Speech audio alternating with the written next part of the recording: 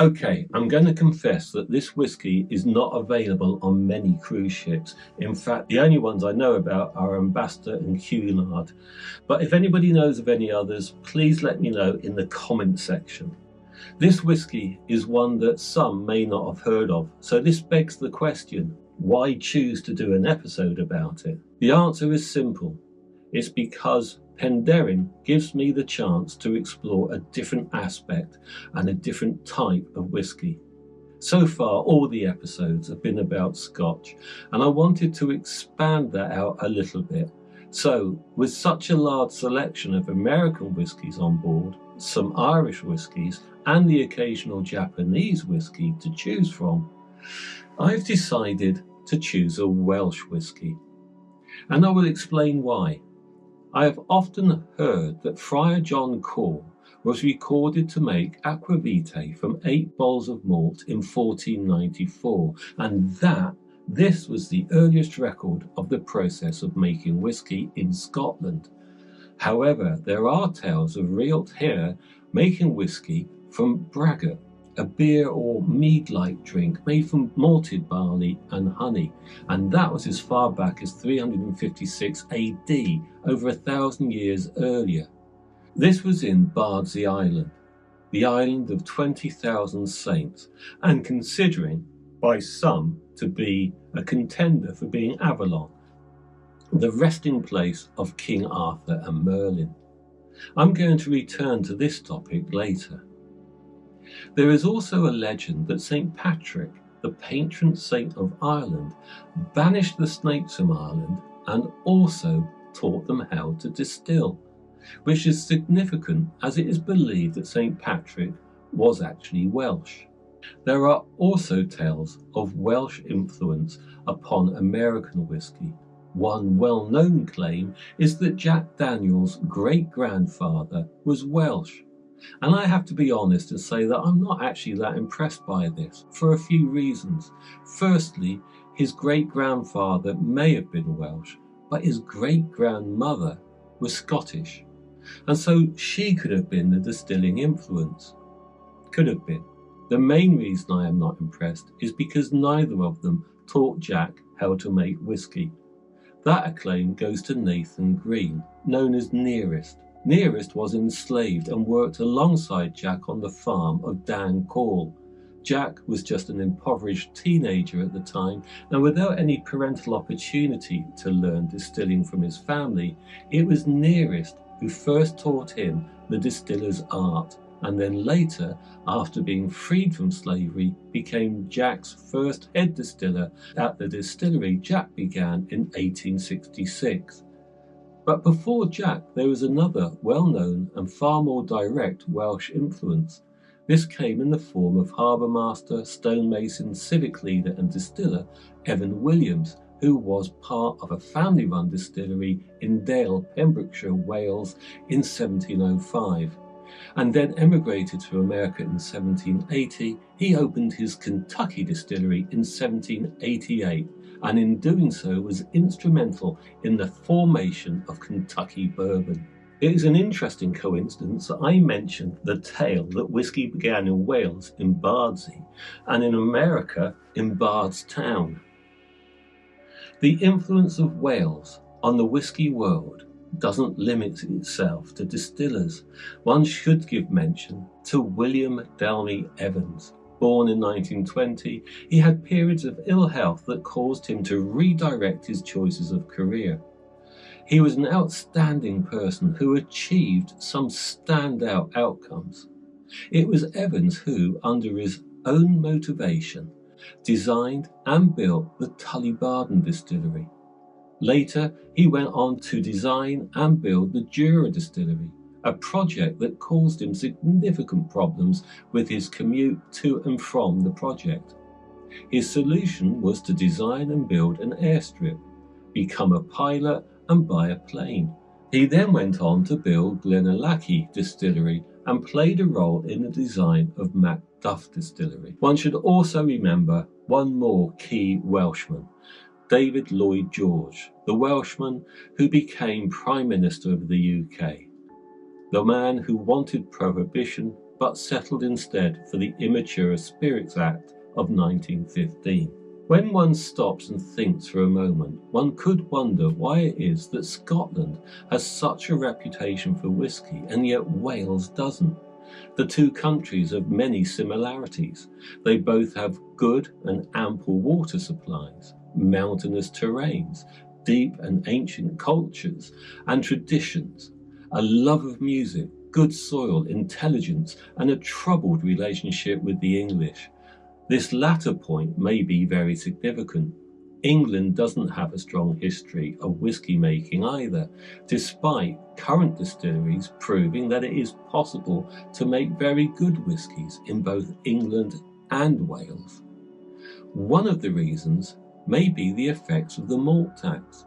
During the mid-1600s through to the late 1800s, a time when distilling was only done using pot stills, the English government were worried about the loss of labour due to the effects of drunkenness. In addition to this, there were certain things, such as the English Civil War, that needed funding. The solution was to tax malt. This raised money whilst also diminishing the production of beer and whisky. For the most part, this was not implemented in Scotland, mainly because Scotland did not unify with Great Britain until after the malt tax began, and were very hostile towards it. The malt tax did, however, include Wales. The result was the English made gin, the Scots made whisky, and people rioted. On top of this, there were excise laws that made starting a distillery difficult, and the fact that the Scots had established a large whisky industry that was hard to compete against. Interestingly, the malt tax was finally repealed as late as 1880, and a distillery opened at Ffrangog near Bala in Wales in 1889. This was a serious attempt by the Welsh Whisky Distillery Company, which aimed at making a quality product. It had a train station on its doorstep, and with large amounts of investment, it put its large production into storage for maturation. I say large production because when running at full capacity, it would have been the 17th largest distillery of the time in the entire UK. Casks of its whisky were given separately to Queen Victoria and the Prince of Wales, and in return they may have received a royal warrant. It is a matter for debate. Many sources say that they received it in 1895, but Charles MacLean disputes this in his article in Whisky Magazine in September 2001. Either way, they changed the label and became the Royal Welsh Whisky.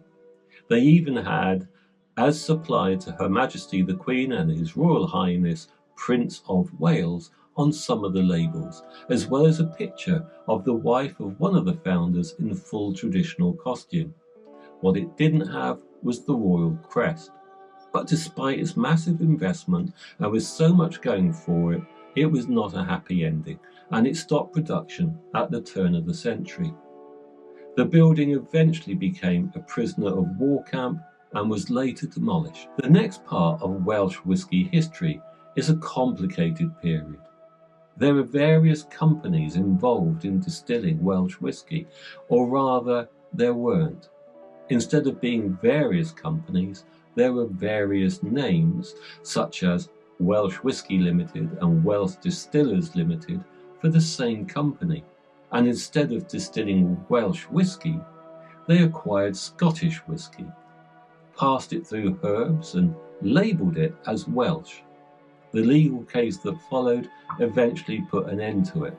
The company was led by David Gittins, and this is the point where I will return to the topic of Bardsey Island, which I mentioned at the start of this episode. The tale of Rialt Her teaching monks to distill back in 356 AD is a significant claim, and if true would indicate that the very roots of whisky would lie in Wales.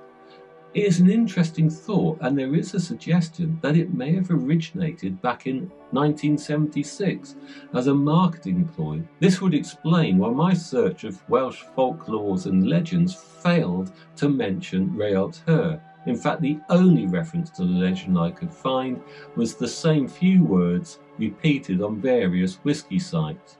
Even websites about Bardsey Island itself fails to mention it, even though they do mention other legends, such as that of King Arthur.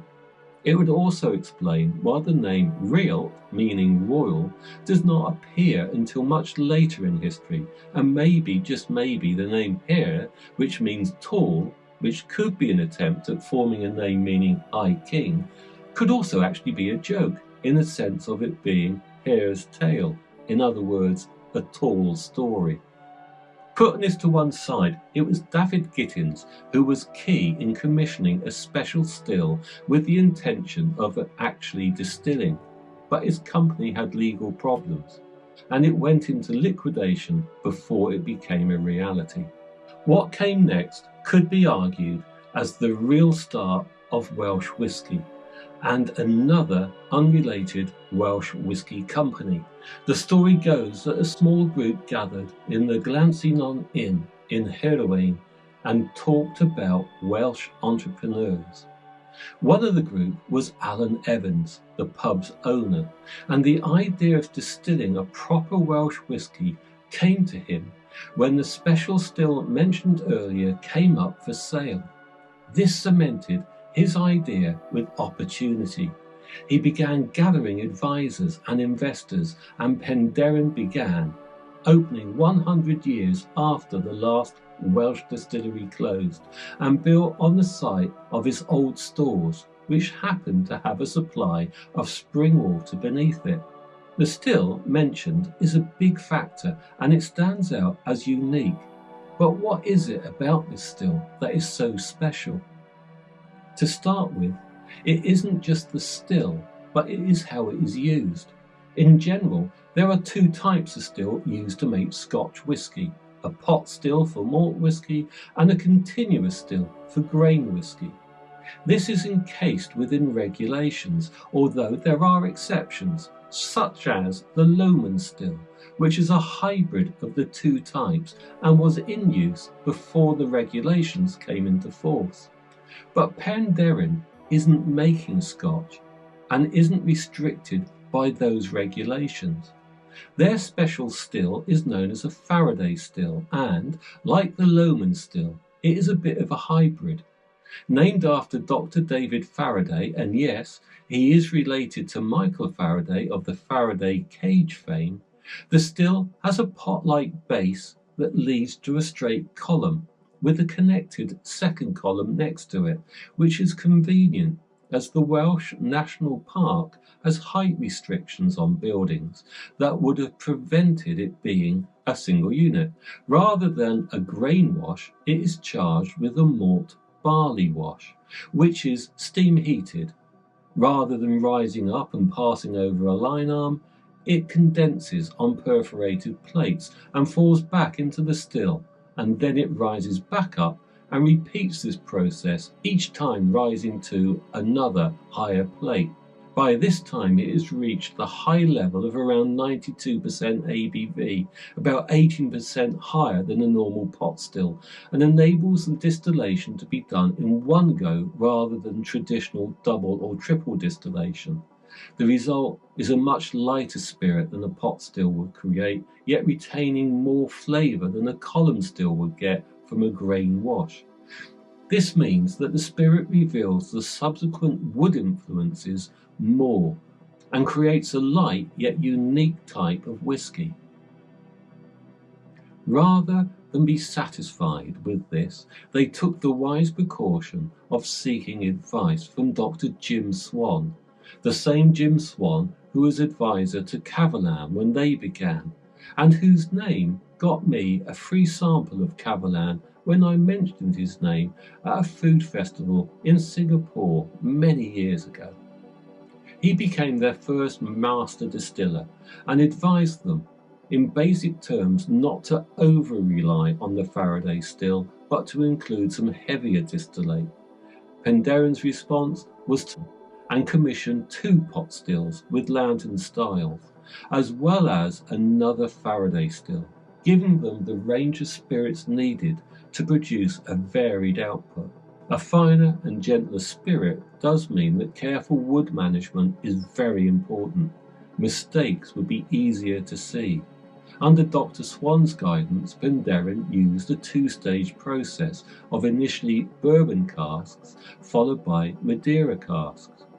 The main source of bourbon casks is Buffalo Trace, but there is also a significant number of ex-Evan Williams casks, which romantics may think of as completing a circular homeward journey. As the distillery established, so did their range of casks, including sherried casks and peated casks. It is important to be clear that Penderyn isn't just a distillery that makes good whisky, award-winning whisky. It's not just that it has a special still, or is the first in 100 years. It is a landmark of significant beginning. Before it opened, there were none. Since it opened, there have been a growing number. In just 22 years, Penderyn has been joined by 11 other Welsh distilleries, as well as opening up another 2 of their own. One opened in May 2021 in Llandudno, North Wales, on the site of an old Victorian schoolhouse. The other is an old copper works in Swansea and opened in June 2023. Both have visitor centres. Penderyn has seen the formation of the Welsh Whisky Society, and something else of great importance. Penderyn's aim was to make good Welsh whisky, not an imitation Scotch. It is significant that they were part of the movement that enabled the geographic indication status for Welsh whisky. Very definitive criteria has to be met before a whisky can be classified as being Scotch, and there are also definitive criteria to be met before a whisky can be called Welsh. Since July 2023, Welsh whisky has to be made using only Welsh malted barley, only water of Welsh origin, and made completely in Wales, from fermentation through to bottling. Penderyn has been the avant-garde, leading the way forward and creating an entire new classification of world-class whisky. It has also challenged definition in another way. A single malt is the product of a single distillery, and yet Penderyn has 3 distilleries, which begs the question, can it be a single malt? The answer is yes, possibly for 2 reasons. Firstly, and according to AI, all 3 distilleries operate to the same specifications under the same name and the same company, and as such are seen as being one. Although I personally think this could be pushing the boundary of such definition, especially when one of the distilleries is over 160 miles from the others, and that they don't operate to the same specifications. That would set a precedent that others may want to push further, such as a mega company grouping once separate distilleries all together under the same name and claiming that it is a single malt. It actually doesn't make sense and makes one lose faith in AI. Secondly, and more accurately, when I contacted Penderyn about this issue, it was explained to me that whilst all 3 distilleries are producing, they are not currently doing so at the same levels. The way they operate is that the distilleries are all under the Penderyn name, all operate to the same standards and philosophies, but the whiskies from them do not get mixed with each other, and each distillery has a focus on different expressions. For example, the original and main distillery produces the bulk of what they need. The Llandudno distillery only produces peated whisky, as is used in their Serpent's Tears bottlings. At time of writing, the Swansea distillery has not released its whisky. What this means is that although the distilleries share a name, the whisky in the bottles are only from a single distillery, which is named on the label, and are therefore well within the definitions of being a single malt. Despite being so forward-thinking, it has done so with a sense of history. In 2019, it released a tribute to Royal Welsh Whisky, complete with a copy of the original label. Its releases often relate to heritage and national pride and is steeped in Welsh mythology and lore. The location of the original Penderyn distillery in the Brecon Beacons was once an old Gwalior store, Gwalior being an old name for Wales. It is as if being Welsh runs through the whisky in every way. When I hosted the Malted Muse podcast, the Penderyn episode is one that I remember very clearly. I wanted to take in the sense of myth and folklore, tales of Merlin and Mabinogion. The latest Harry Potter movie had just come out, and I surprised my adult daughter by recording, much to her embarrassment, a tasting session of Penderyn with her in the theatre, before the film started, of course. In conclusion, I will state that, in my opinion, the whisky was and remains better than that film. Dad, you can smell it over here. If you get us to tell this film, I'll never forgive you. Oh my God, you're like a child.